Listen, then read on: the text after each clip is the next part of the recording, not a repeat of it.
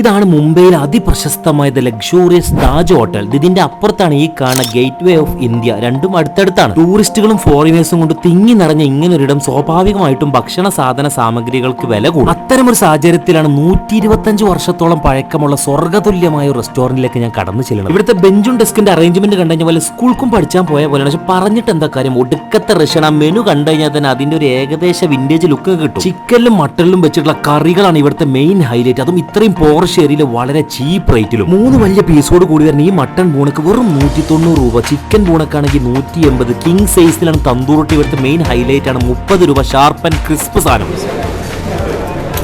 Mutton പൊളി mutton, നല്ല gravy, നല്ല ഉള്ളിയൊക്കെ ഇട്ട് വഴറ്റിയിരിക്കണം. എന്തെങ്കിലും തക്കാളി വിലയും കുറവാണ്, അത്യാവശ്യം നല്ല ക്വാളിറ്റി ഉണ്ട്. ടേസ്റ്റ് കാരണം വീണ്ടും ഓർഡർ ആക്കി. മട്ടണൊക്കെ നൂല് പോലെയാണ് വിട്ടുപോരുന്നത്. ഒരു കാരണവശാലും മുംബൈ പോയാൽ മിസ്സാക്കരുത് കൊളാബയിലുള്ള ബഗ്ദാദി റെസ്റ്റോറന്റ്.